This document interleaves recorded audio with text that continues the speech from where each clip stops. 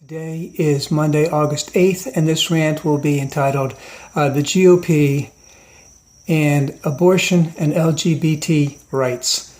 Now, one of the things that was not mentioned a whole heck of a lot in the aftermath of the Republican debates last Thursday was some of the messages that were being portrayed by Marco Rubio, John Kasich, and Scott Walker. Kasich is a minor player, but he got some very good applause for his comments in reference to LGBT.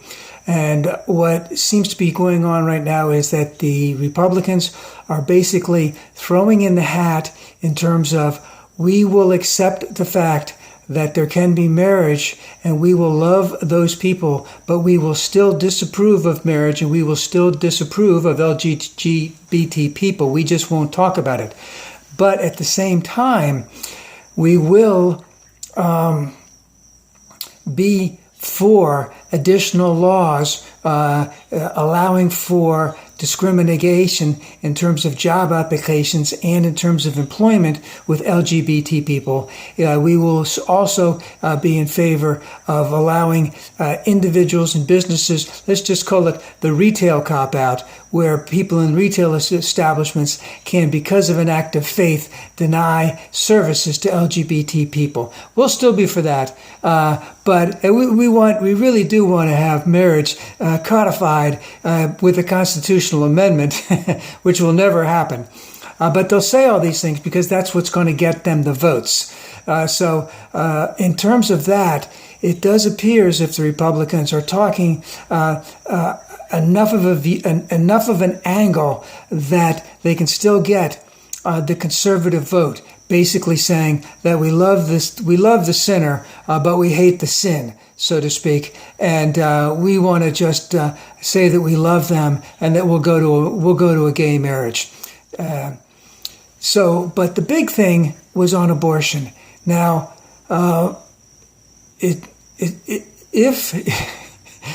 we're going to have abortion being front and center again by the Republicans in this election, well, we'll see what happens. Obviously, to me, the idea that Marco Rubio and Scott Walker came down big, that they would not have exceptions for abortion, even in terms of rape and incest, was that there's three reasons why they have to do this. One is Iowa, two is New Hampshire, and three is South Carolina. They have to get traction or they're gone. Whether or not, and Jeb is going to follow them hook, line, and sinker. He's got to follow them. He's got to be just as far right as them. It doesn't make any difference what Trump says or doesn't say or what his position is.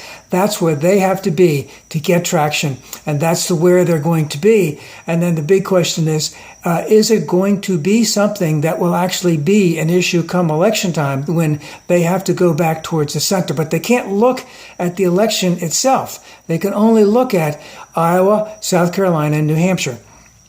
Now, both Walker and Rubio had some very, let's just say, poignant comments about the vileness of rape and incest. But they didn't think that the unborn child should be blamed for all of that, and that they would uphold the idea that that child should be brought to term. Now, I think that they spoke very eloquently about it, but at the same time, I believe Rubio said also that he would agree for contraception to prevent abortion, anything that prevents abortion, which to me says he really should be for Planned Parenthood, because they do give out free contraceptions, which would prevent people from getting pregnant, to prevent them from getting abortion. And at the same time, if he wants to cut out Planned Parenthood, just like Scott Walker does, just like Jeb Bush does, then basically they're indicating that, other places can do it, but they can't. And then if women don't have contraception, then they get pregnant, then they have to get an abortion. Then whose fault is that? Would that be would Marco Rubio take on that? And I think the biggest question that needs to be asked, and I really think that this needs to be asked from now on, is that, are you a lifer or are you a birther?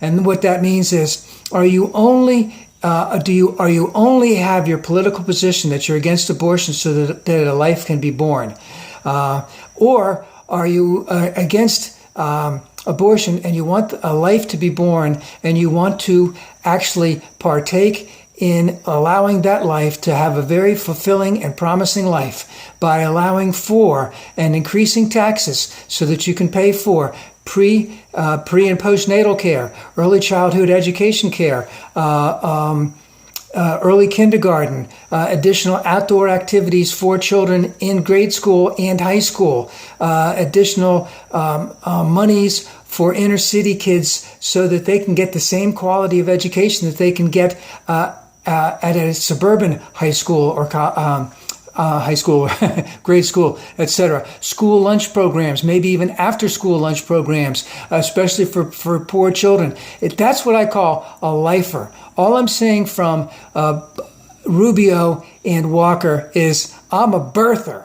And, we know where the birther thing went last time. This is the new definition of birther. Will this definite birther take hold? I hope so, because I want to see what they have to say about whether or not they really are a lifer.